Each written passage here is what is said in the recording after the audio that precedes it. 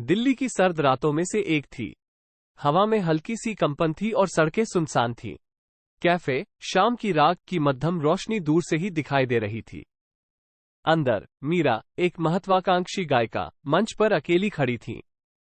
उनका चेहरा मध्यम रोशनी में थोड़ा धुंधला सा दिख रहा था, लेकिन उनकी आंखों में एक जुनून की चमक थी। माइक्रोफोन पकड़े हुए उन्होंने आहिस्ते से गाना शुरू किया। उनकी आवाज धीमी थी, परंतु इतनी मधुर थी कि मानो हवा में घुल गई हो। गाना एक पुरानी गजल थी, जो प्रेम की गहराइयों और विरह की पीड़ा को बयां करती थी। कैफे में कुछ ही लोग थे, जो शांत होकर मीरा को सुन रहे थे।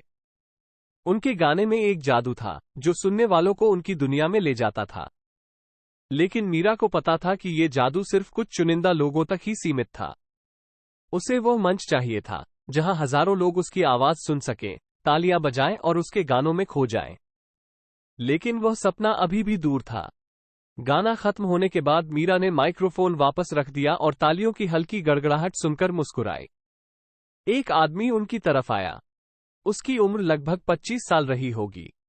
उसके चेहरे पर एक हल्की सी दाढ़ी थी और आंखों में एक सपने देखने वाला नजारा था। उसके हाथ में एक गिटार था। बहुत सुंदर गाया आपने, उसने मुस्कुराते हुए कहा। मीरा ने उसे धन्यवाद दिया और उस आदमी से हाथ मिलाया।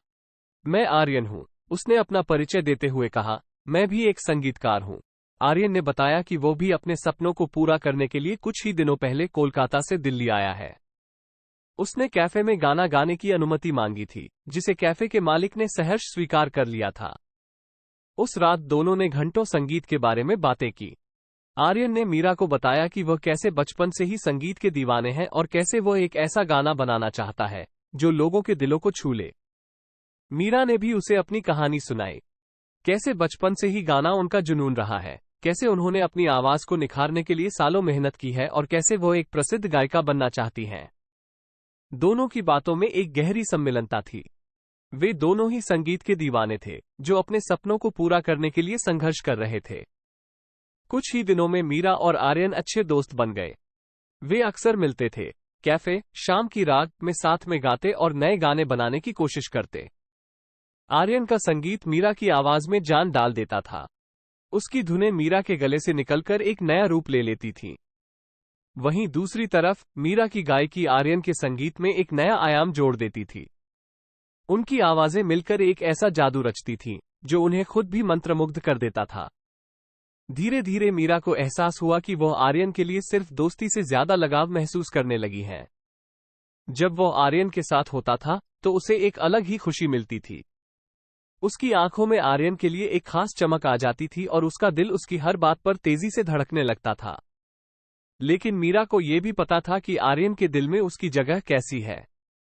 वो अक्सर अपने बचपन की प्यारी सी कहानी सुनाता था, जिससे मीरा को लगता था कि आर्यन का दिल अभी भी कहीं और अटका हुआ है। एक शाम कैफे में बैठे हुए आर्यन ने मीरा को अपनी बचपन की प्रेमिका सारा के बारे में बताया। सारा एक हंसमुख और खूबसूरत लड़की थी, जिसके साथ आर्यन स्कूल के दिनों में प्यार में पड़ गया था। वे दोनों साथ में घंटों गिटार बजाते और गाने गाते थे। उनके सपने एक जैसे थे, संगीत की दुनिया में नाम कमाना। लेकिन किस्मत को कुछ और ही मंजूर था। सारा के परिवार को किसी दूसरे शहर में शिफ्ट होना पड़ा और उनकी प्रेम कहानी अधूरी रह गई। उनके पास एक दूसरे से संपर्क करने का कोई जरिया नहीं था और धीरे धीरे वे दूर होते गए। सारा की कहानी सुनकर मीरा को दुख हुआ। वह आर्यन के दर्द को समझ सकती थी। बचपन का प्यार एक ऐसा जख्म होता है, जो सालों बाद भी हरा रह सकता है। लेकिन साथ ही उसे ये भी लगा कि शायद अब आर्यन के दिल में उसके लिए कोई जगह बन सकती है। आखिरकार सारा तो अब उनके जीवन का एक अध्याय मात्र रह गई थी। कुछ दिनों बाद मीरा को एक बड़े म्यूजिकल शो, सुरों का संगम, में गाने का मौका मिला। ये मीरा के लिए बहुत बड़ा अवसर था। ये शो राष्ट्रीय टेलीविजन पर प्रसारित होता था और अगर सब कुछ ठीक रहा तो मीरा को देश भर में पहचान मिल सकती थी। मीरा ने आर्यन को इस बारे में बताया और उससे शो के लिए एक खास गाना बनाने का अनुरोध किया। वह चाहती थी कि यह गाना उस दर्द और उम्मीद को दर्शाए, जो एक महत्वाकांक्षी कलाकार के दिल में होता है। आर्यन खुश हुआ और उसने तुरंत मीरा के लिए एक गाना बनाना शुरू कर दिया। अगले कुछ दिनों में उन्होंने मिलकर गाने की धुन तैयार की और मीरा ने उस पर गाने का अभ्यास भी शुरू कर दिया। शो के दिन मीरा बहुत ही घबराई हुई थी। कैमरे, लाइट्स और हजारों लोगों की मौजूदगी उन्हें बेचैन कर रही थी। लेकिन जब उन्होंने मंच पर खड़े होकर आर्यन की बनाई हुई धुन सुनी, तो उन्हें एक अजीब सी शक्ति मिल गई। उन्होंने आंखें बंद करके गाना शुरू किया। उनकी आवाज पूरे हॉल में गूंज उठी। गाना प्रेम, जुनून और सपनों को पाने की जिद की कहानी बयान कर रहा था। मीरा ने हर एक शब्द को जीकर गाया, मानो वह गाना सिर्फ उनके ही दिल की कहानी हो। गाना खत्म होने के बाद पूरे हॉल में तालियां गूंज उठीं। मीरा ने आर्यन की तरफ देखा, जो दर्शकों के बीच बैठा हुआ था और मीरा को गौर से देख रहा था। उसकी आंखों में गर्व और खुशी का भाव था। उस रात मीरा को लगा कि शायद उसकी खुशी अब पूरी हो गई है। उसे एक तरफ तो अपने सपने को पूरा करने की खुशी थी, वहीं दूसरी तरफ आर्यन की तारीफ ने उसके दिल को छू लिया था। लेकिन मीरा को यह नहीं पता था कि आने वाले दिनों में उसकी जिंदगी में एक नया मोड़ आने वाला था। सुरों का संगम में शानदार प्रदर्शन के बाद मीरा की जिंदगी एकदम से बदल गई। उन्हें मीडिया से ढेरों इंटरव्यू देने पड़े, कई म्यूजिक कंपनियों से ऑफर आए और उनके प्रशंसकों की संख्या भी तेजी से बढ़ने लगी। मीरा के लिए ये सब बहुत नया था। उन्हें ये सारी चीजें अच्छी लग रही थीं, लेकिन कहीं ना कहीं उन्हें आर्यन की कमी भी खलती थी। पहले वे दोनों मिलकर संगीत बनाते थे, एक दूसरे को सलाह देते थे, लेकिन अब मीरा की व्यस्तता के कारण उनकी मुलाकातें कम हो गई थीं। एक शाम मीरा अपने अपार्टमेंट में बैठी हुई थी। उन्हें कुछ अधूरी लग रही थी। तभी उन्हें याद आया कि उन्होंने आर्यन के लिए एक गाना लिखना शुरू किया था, लेकिन व्यस्तता के कारण वह अधूरा ही रह गया था। उन्होंने गिटार उठाया और आर्यन के लिए लिखे गए गाने के बोल गुनगुनाने लगी। वो शब्द आर्यन के समर्थन और उनके बीच के खास रिश्ते को दर्शा रहे थे। गाना पूरा करने का मन हुआ, लेकिन मीरा को यह भी पता नहीं था कि आखिर वो इस गाने को आर्यन तक कैसे पहुंचाएंगी। अचानक उन्हें कैफे शाम की रात का ख्याल आया। वही कैफे जहां उनकी और आर्यन की पहली मुलाकात हुई थी। शायद वहां जाकर उन्हें कोई रास्ता मिल जाए। अगले दिन मीरा कैफे शाम की रात गई। कैफे का मालिक उन्हें देखकर खुश हुआ और मीरा के सुरों का संगम में शानदार प्रदर्शन की तारीफ की। मीरा ने कैफे मालिक से पूछा कि क्या आर्यन कभी कभी कैफे आता है। कैफे मालिक ने बताया कि आर्यन कुछ दिनों से कैफे नहीं आया है। उसने ये भी बताया कि आर्यन को हाल ही में एक बड़े संगीतकार का असिस्टेंट बनने का मौका मिला है और वो काफी व्यस्त है। ये सुनकर मीरा को थोड़ी निराशा हुई, लेकिन साथ ही उन्हें खुशी भी हुई कि आर्यन को आखिरकार वो मौका मिल गया जिसका वो सपना देखता था। कैफे से निकलने से पहले मीरा ने कैफे मालिक से एक दरख्वास्त की। उन्होंने कैफे मालिक को वो अधूरा गाना दिया जो उन्होंने आर्यन के लिए लिखा था, और उससे कैफे में आने पर आर्यन को ये गाना देने का वादा करवाया। कुछ दिनों बाद मीरा को एक खत मिला। खत का लिफाफा पुराना और पीला पड़ा हुआ था। खत को खोलकर मीरा दंग रह गई। ये खत सारा का था। खत में सारा ने लिखा था कि वह कई सालों बाद आर्यन से मिली थी। उन्हें ये जानकर खुशी हुई कि आर्यन अभी भी संगीत के क्षेत्र में अपना नाम बनाने का सपना देख रहा है।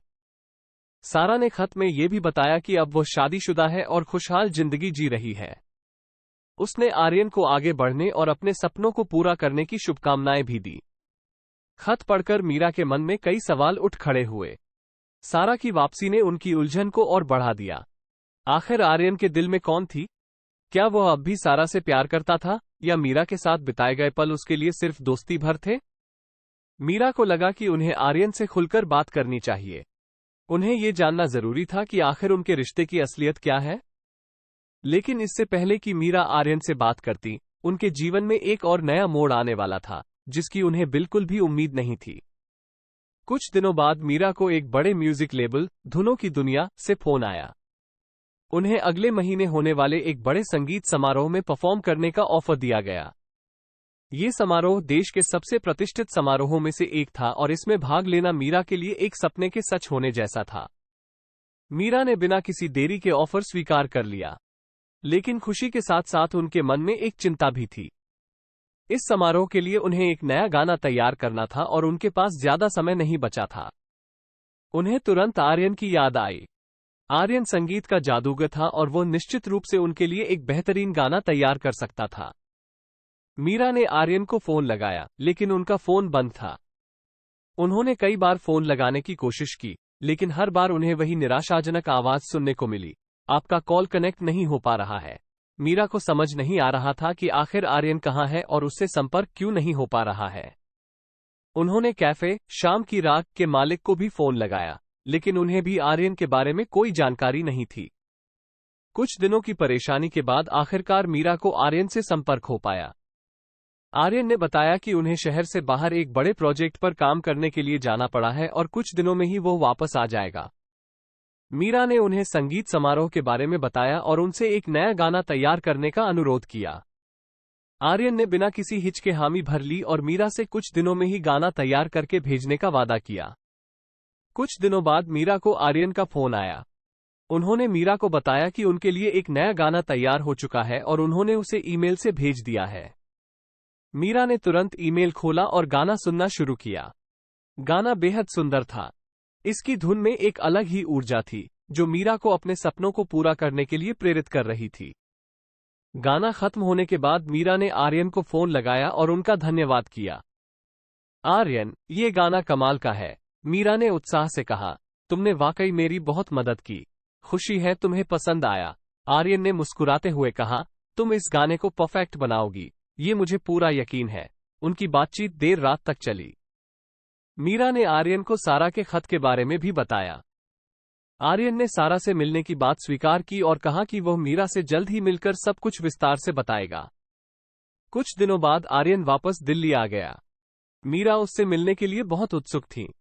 आखिरकार उन्हें यह जानना जरूरी था कि आर्यन के दिल में उनके लिए क्या भावनाएं हैं। मीरा आर्यन के अपार्टमेंट में गई। आर्यन उन्हें देखकर खुश हुआ और गर्मजोशी से गले लगा लिया। तुम बहुत खूबसूरत लग रही हो, आर्यन ने मुस्कुराते हुए कहा। मीरा ने आर्यन का धन्यवाद किया और फिर सीधे सवाल पर आ गई। आर्यन, मुझे सारा के बारे में बात करनी है, मीरा ने गंभीरता से कहा। तुम अब भी उससे प्यार करते हो? आर्यन ने एक गहरी सांस ली और मीरा को अपने पास बैठा लिया। मीरा, सारा हमेशा खास रही है, आर्यन ने धीमी आवाज में कहा। बचपन का प्यार एक ऐसा फूल होता है जो मुरझा जरूर जाता है, लेकिन उसकी खुशबू दिल में हमेशा बनी रहती है। लेकिन तुम मुझसे क्या कहना चाहते हो? मीरा ने थोड़ी अधीरता से पूछा। आर्यन ने मीरा का हाथ अपने हाथ में लिया और उसकी आंखों में देखते हुए बोला। मीरा, इन दिनों तुम्हारे साथ बिताए हुए पल मेरे लिए बहुत खास रहे हैं। तुम्हारा जुनून, तुम्हारी मेहनत, तुम्हारी आवाज, ये सब चीजें मुझे बहुत प्रभावित करती हैं। लेकिन सारा? मीरा ने बीच में ही टोक दिया। सारा अब सिर्फ एक प्यारी याद है, आर्यन ने मुस्कुराते हुए कहा। लेकिन तुम, मीरा, तुम मेरा वर्तमान हो, मेरा भविष्य हो। उसने घुटनों पर बैठते हुए मीरा का दूसरा हाथ भी अपने हाथों में ले लिया। उसकी जेब से एक छोटी सी चमकीली डिब्बी निकली। मीरा, आर्यन ने कहा, क्या तुम मेरी संगीता, मेरी जिंदगी की धुन बनोगी? क्या तुम मुझसे शादी करोगी? मीरा आश्चर्य से आर्यन को देखती रही। ये वो पल था जिसके बारे में उन्होंने कभी सोचा भी नहीं था। आर्यन के शब्दों में सच्चाई झलक रही थी। कुछ पल खामोशी के बाद मीरा ने मुस्कुराते हुए आर्यन को जवाब दिया। हाँ आर्यन, हाँ, मैं तुमसे शादी करूंगी। उस शाम आर्यन और मीरा एक दूसरे के बाहों में सिमट गए। उनके बीच का प्यार शायद किसी बचपन के प्यार जैसा निर्दोष न रहा हो, लेकिन ये एक परिपक्व प्रेम था, समझौतों, सम्मान और संगीत के धागों से बुना हुआ। कुछ महीनों बाद मीरा और आर्यन धूमधाम से शादी के बंधन में बंध गए। उनकी शादी में उनके करीबी दोस्त और रिश्तेदार शामिल हुए। कैफे शाम की रात को भी उनकी शादी के लिए खास तौर पर सजाया गया था। शादी के बाद मीरा और आर्यन ने मिलकर काम करना शुरू कर दिया। उन्होंने अपना खुद का म्यूजिक प्रोडक्शन हाउस खोला। आर्यन संगीतकार के रूप में और मीरा गायिका के रूप में काम करती थी। कुछ ही सालों में मीरा और आर्यन संगीत जगत के सफल जोड़ियों में से एक बन गए। उनके गानों में एक खास जादू था जो लोगों को अपनी ओर खींच लेता था। एक दिन एक इंटरव्यू के दौरान मीरा से पूछा गया कि उनकी सफलता का राज क्या है। मीरा ने मुस्कुराते हुए कहा, प्यार और संगीत, ये दोनों ही मेरी सफलता का राज हैं। संगीत ने मुझे आर्यन से मिलाया और आर्यन का प्यार ही मुझे आगे बढ़ने की प्रेरणा देता है। आर्यन, जो दर्शकों के बीच बैठा हुआ था, मीरा की बातों पर गर्व से मुस्कुराया। उनकी नजरें मीरा से मिली और दोनों एक दूसरे को प्यार से देखते रहे। उनका प्यार एक इश्क के 3 रंगों, अतीत की याद, वर्तमान का जुनून और भविष्य के सपनों से मिलकर बना था। ये प्रेम कहानी संगीत की धुन की तरह ही अनंत और अविस्मरणीय थी।